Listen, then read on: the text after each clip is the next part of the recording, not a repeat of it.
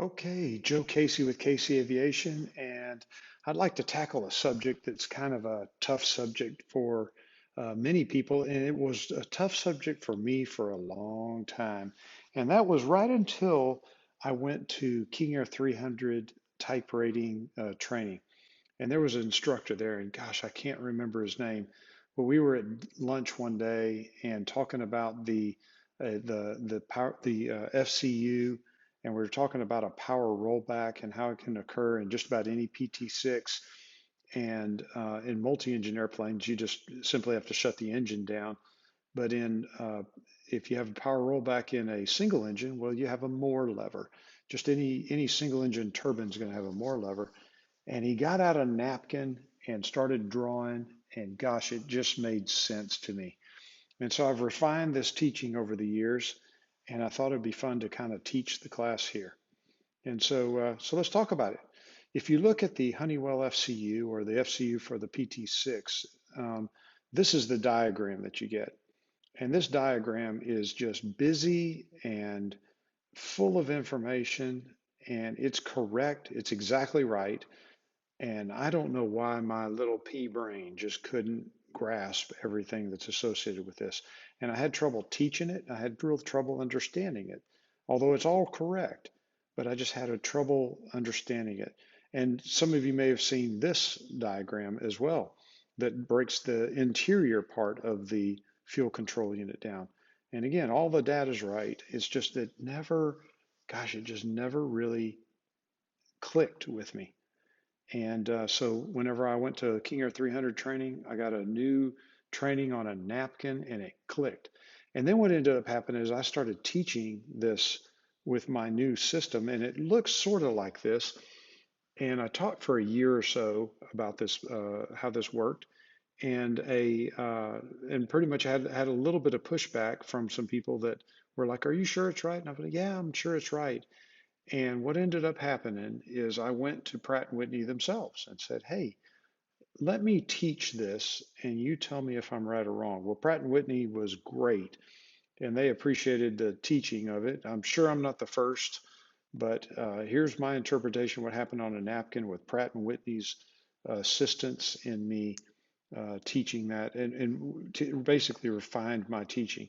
So with that being the case, let's talk about the fuel control or really the fuel unit in a PT6 powered engine. And specifically, let's talk about a power rollback. But to understand a power rollback, you really need to understand the fuel supply. So here we go. We've got on any PT6 engine, you're going to have fuel supply that comes in, and there's going to be somewhere in the system a low pressure pump. In the jet prop, in the Meridian, and M500, M600, there's a low pressure pump in the system. This is usually about a 25 psi pump, not big, but it provides positive pressure up to the high pressure pump. The high pressure pump's usually really high psi, about 800 psi, and it's really a big, it ramps the pressure up significantly.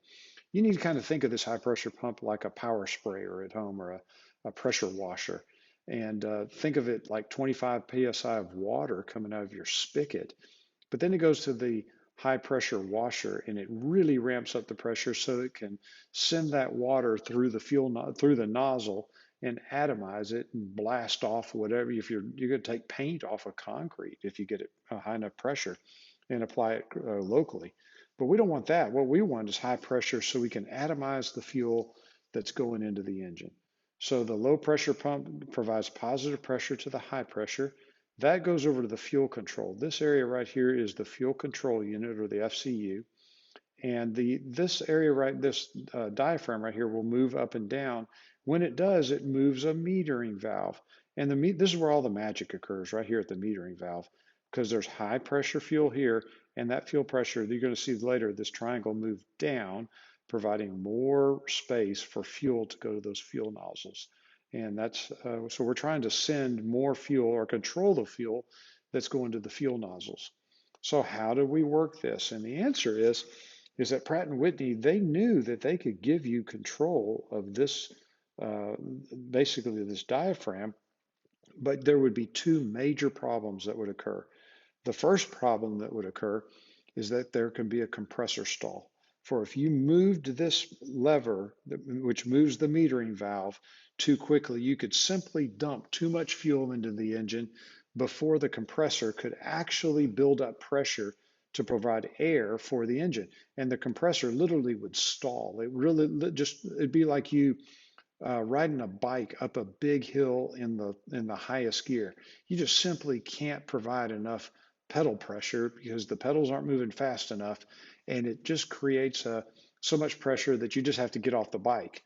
Well, same thing here, except you can't stop the engine, and the engine will literally eat itself up. It can literally provide pressures that would cause the engine to have catastrophic failure. And Pratt& Whitney knew, hey, we can't let a pilot, perform a compressor stall. And so they said, hey, we've got to marry the fuel up with the compressor speed. And so we're going to talk about that in just a second. The other thing that we couldn't have is what's called a flame out. And a flame out occurs whenever the fuel flow to the fuel nozzles gets so slow or stops that the flame inside the engine simply goes out. It's like you taking a barbecue pit, and if you turn the fuel off of the barbecue pit, count to one or two, turn it back on, all of a sudden the flame's gone. There's still gas going in the barbecue pit, but it's not ignited, and the barbecue pit's not getting hot. Same thing could happen in a PT6, in that if the fuel flow if this metering valve were to flow back so quickly that the fuel would either slow or stop for even just a little bit, the risk of a flameout would occur.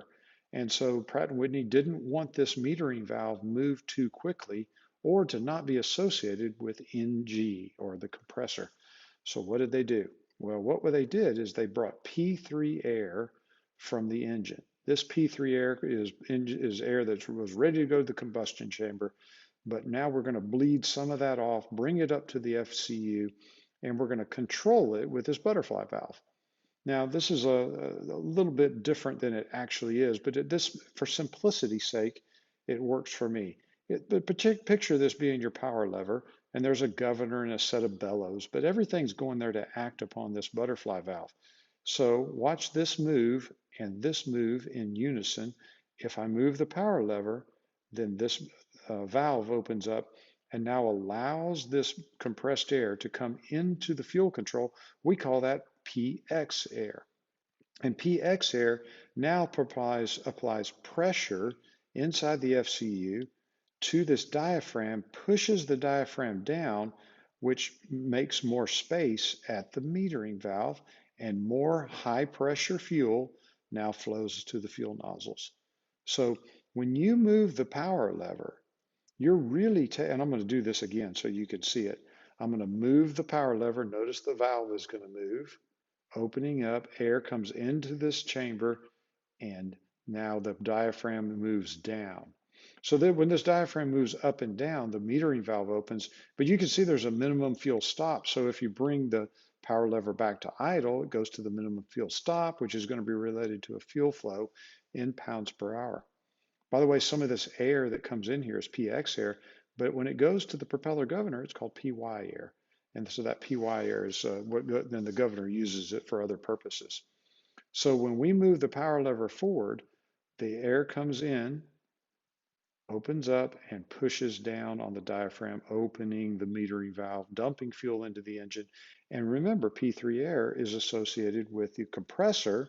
So now we're marrying the compressor speed up with the amount of fuel going into the engine. And it works just wonderfully.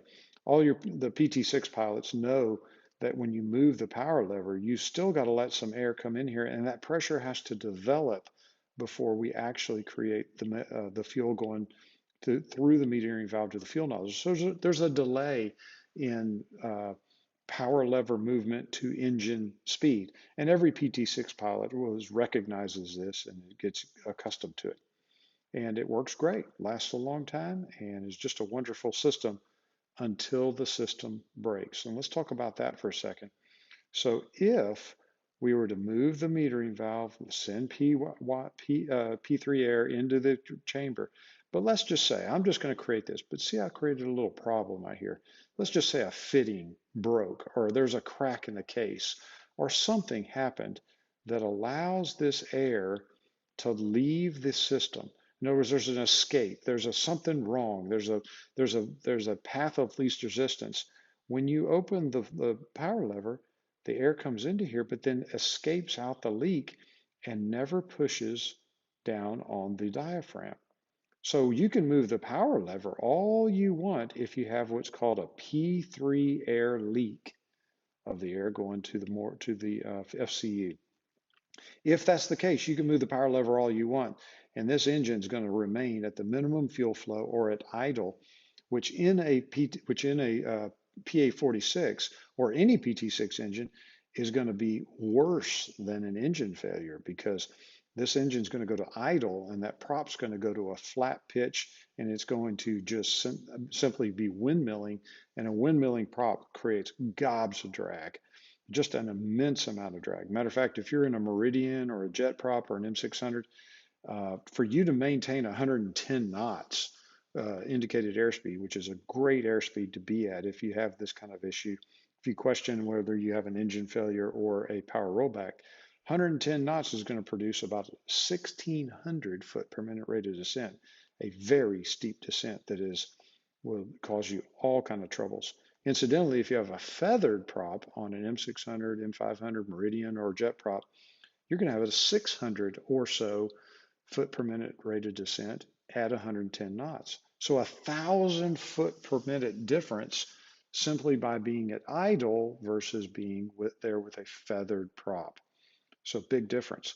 So when this occurs, we need to be able to control this engine. How do we do it?